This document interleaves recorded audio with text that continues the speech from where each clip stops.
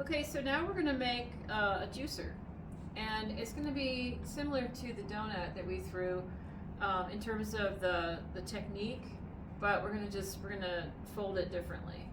Okay, so we're going to center it nice and low, like I have, and we're going to open up the middle all the way to the wheel.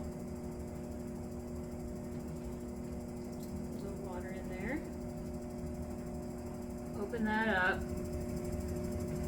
And a juicer, you don't really want a big piece of clay for a juicer. Juicers are for usually lemons and limes. Maybe sometimes you're making orange juice, but they're not generally, they don't need to be very big. So this is 3 pounds of clay. All right, so we got the hole opened up in the middle. Now, just like with the donut, we're going to do separate holes, but with the juicer, I also like to do like a little sort of seed catcher part, and you'll understand what I mean when I show you. So we're going to have this piece in the middle. That's going to be a separate part, and I'm going to push down and separate that. And then I think I'm going to try to do a little ring there too. So I'm going to have 2 spots where I'm pushing down on the clay to create sort of a trough in the clay. Get a little bit of water in there. Okay, so this outer part is going to be sort of the bowl part of your juicer. And then I'm going to have this little bit of clay here to catch the seeds. And then the middle part is going to be the part that you're actually turning the fruit on. And I'm going to bring that up. Just pull it up like you would anything else. Squeeze it up.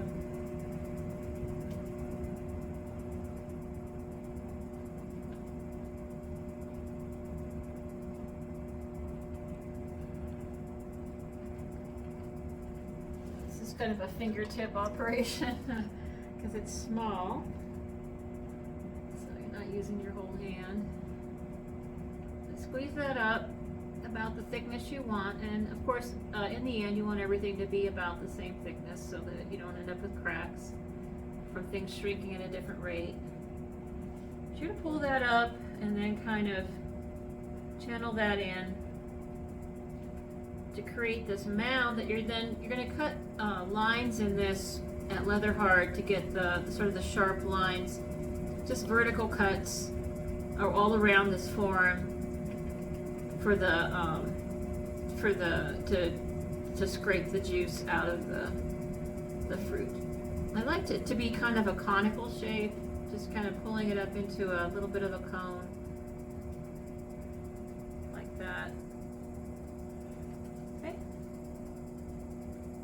All right, so that's about what you want in the middle. This hollow, but it's open in the bottom, so you don't actually have to poke a hole in it. It's not a sealed form because you went all the way to the wheel head, opened up, and then pulled it up and closed it. So you don't have to do anything more with that. Now I probably have too much clay here, so I'm going to cut some of this off. Seems like there's a little something in there anyway. Take some of that off.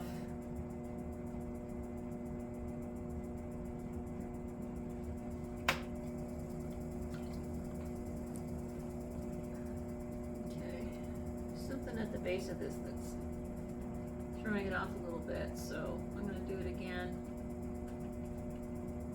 An inclusion in the clay probably. We make our own clay, so once in a while we get some kind of debris in the clay that throws us off, but I think we'll be able to make this work. This is a little bit funky right here. Alright, now this part, this is going to be like when you're juicing your fruit right here, this is going to be catching that, but also it's going to have holes in it. And it's going to have holes all the way around, poked through, maybe the size of the end of your needle tool, so that by the time it shrinks, it'll be smaller than the size of the seeds that are coming out of your fruit.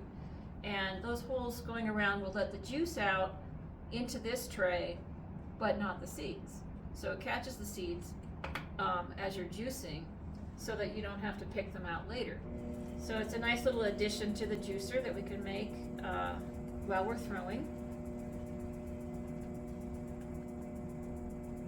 And then we're going to throw the rest of this into a much more of a nice sort of catcher, a bowl. Ah, shrink.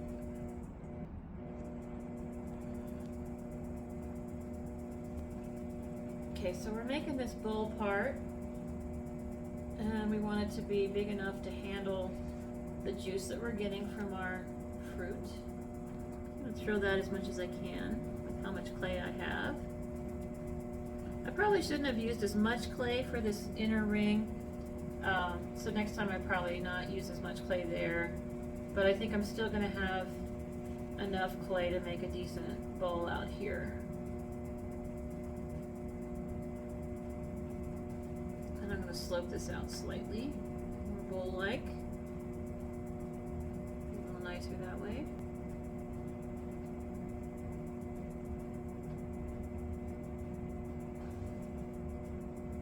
Okay, and then sort of finish it off with this. Now, one other thing you might want to do before you start letting it dry so you can trim it is put a little spout on the outside part over here. One thing I always like to do is just get that sort of final perfection on the lip so that you have a nice level, even top. And I did struggle a little bit with this inner one because we had some kind of a lump in the clay in this inner part, but I think we salvaged it.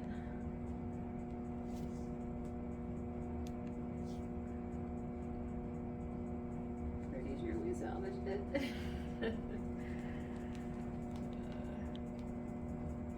Okay. And then use your sponge to make things look nice afterwards. When you're all done shaping it, clean it up with your sponge a little bit.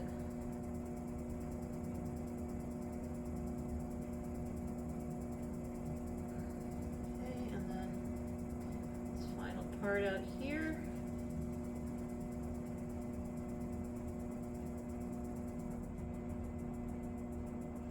Okay, I feel pretty satisfied with how that looks.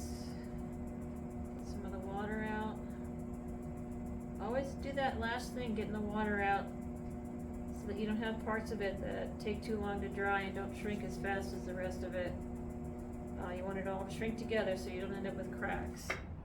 Okay, so there's your lemon squeezer, your juicer, and the last little movement that you're going to do on this thing, I would recommend cutting it away first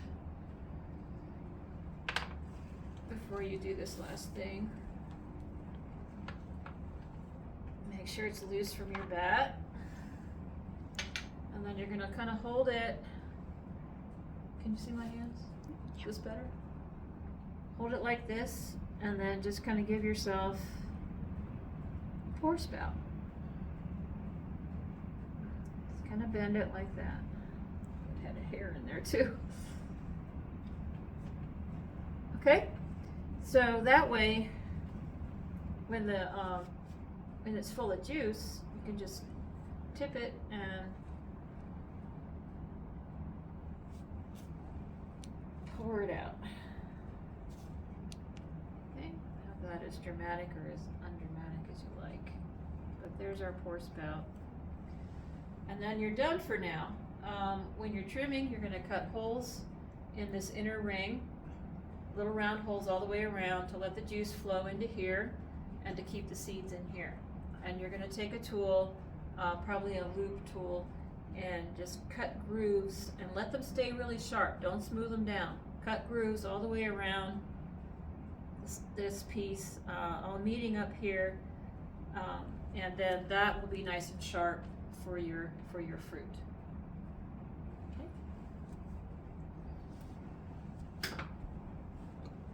All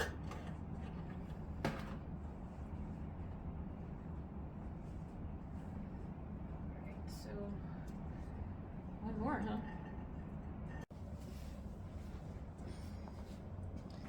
Okay, so I'm going to show you how to trim the juice squeezer.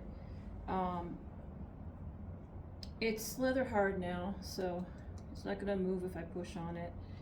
It can handle this trimming.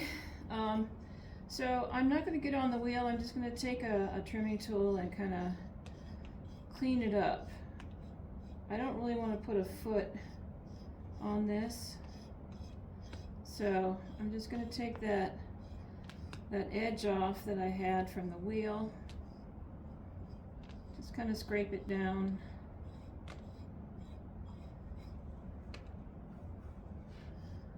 And this will take you a minute to do.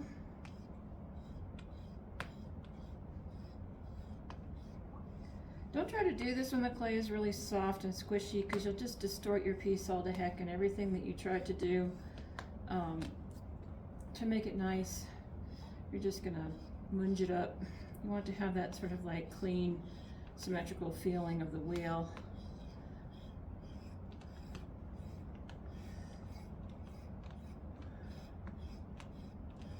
So you do that edge out here, and then you're going to want to do it in here as well, a little bit.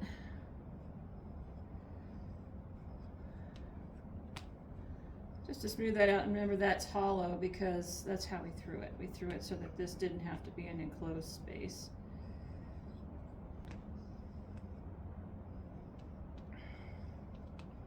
So that's like the first step in sort of cleaning up, and then just clean it up more with your sponge to get it nice, so you don't get rid of those marks that you made with the trimming tool.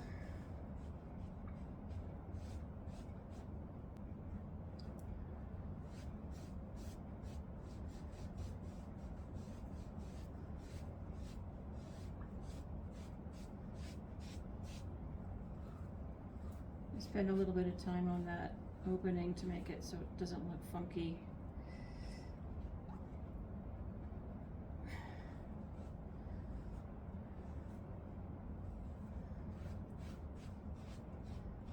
Any wire marks, tool marks that you made, just use your sponge.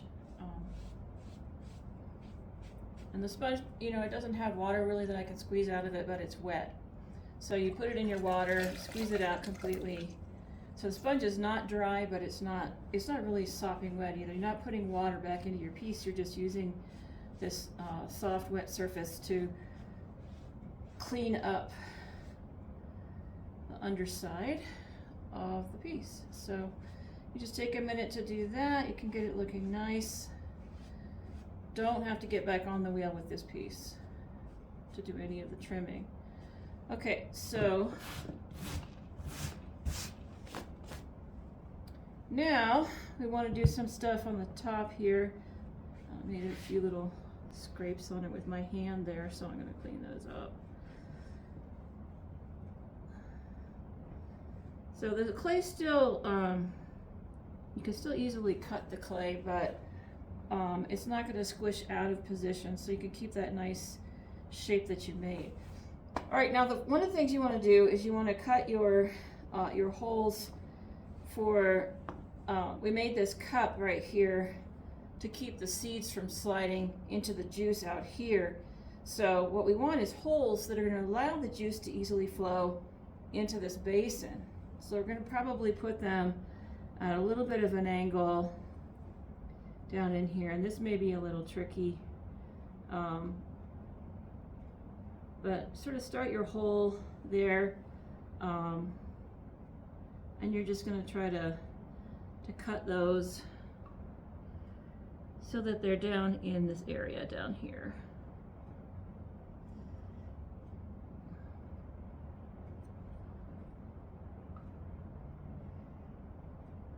You can always clean them up later, but I find the needle tool is probably your the tool you can have the most control with to get a hole like that.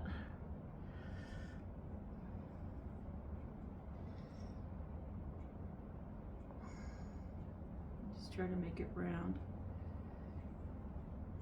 Sort of my gauge for how big I want that hole is probably about the width of the end of one of these tools, these kind of trimming tools, because that's going to be small enough that it's not going to let the seeds go through, especially after the piece goes through the firing process, but also big enough to let the juice out.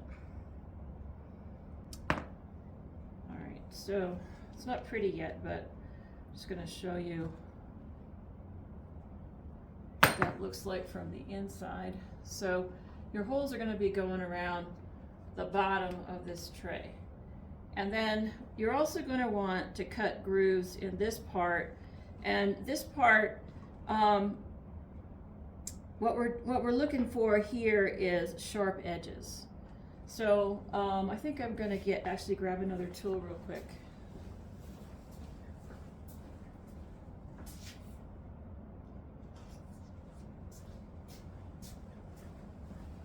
So if you have a little triangular, a very small wire loop tool with a triangle, like corners on it, rather than rounded, that's probably going to help you to get the kind of line you want. So you're going to want to go straight up with the corner of that all the way to the top. And you see how sharp that is on the edges? Leave that alone. Don't smooth that down, because what you want in the end with your juicer is that it's actually going to dig into the fruit a little bit as you twist the fruit on top of this and get the juice out of it. So go all the way around with that tool.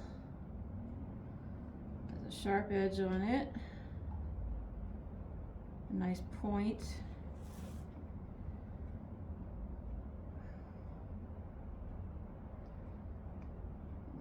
Flexibility there. So go all the way around it to get those edges.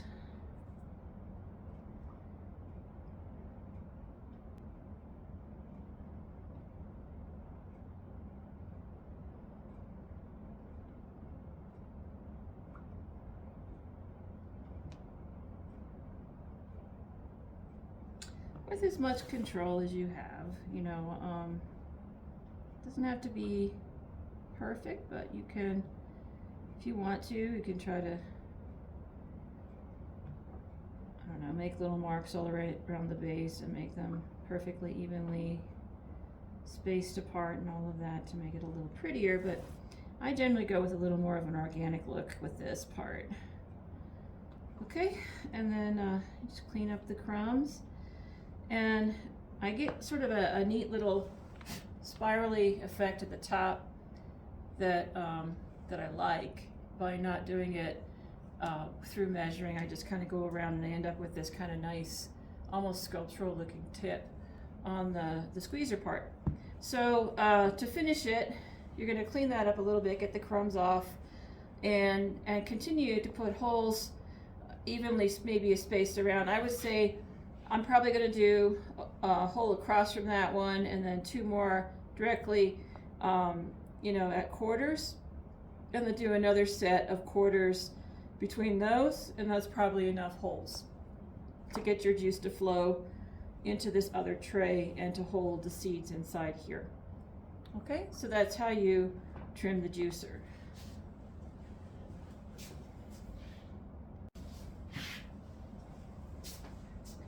Alright, so if you want to buy a tool, a special tool to make these holes for the juicer, because it is kind of an awkward angle for cutting nice holes, you can buy a little kit. And this, I bought this little kit and it came in this jar where all of these little pieces kind of fit inside each other. And actually there's a whole bunch of bigger ones somewhere. I think one of my students has it right now, but the small ones are still here, which is what I needed. So, you know, they just kind of fit inside each other like that in the jar. And you look for the size of the hole puncher that would work well for you. And this is actually quite a bit easier. You just kind of you can get in there and you can sort of just turn this and push it through to get the hole that you want. And you can see It's a nice neat hole. I'm gonna do 8 holes, 4 like at the quarters and then 4 more in between those. And it's faster and easier than trying to use your ordinary studio tools. But if you don't have this kit, that's why I wanted to show you. You can do it with a tool that you already have. But this tool is actually desirable for that. And it's just, you know, I got it online, and you can just get it like by looking for something that is a hole cutter for ceramics. Just, you know, whenever you're looking for tools online, you probably know you have to put in either for ceramics or for clay work or for trimming clay. You got to put some kind of keyword like that, and then put hole cutter. You'll probably see a variety of things advertised. You want the longer ones. There's some that are like short rings, but these skinny ones are ideal for this kind of thing where you can't really get your hand in there very easily with a long tool.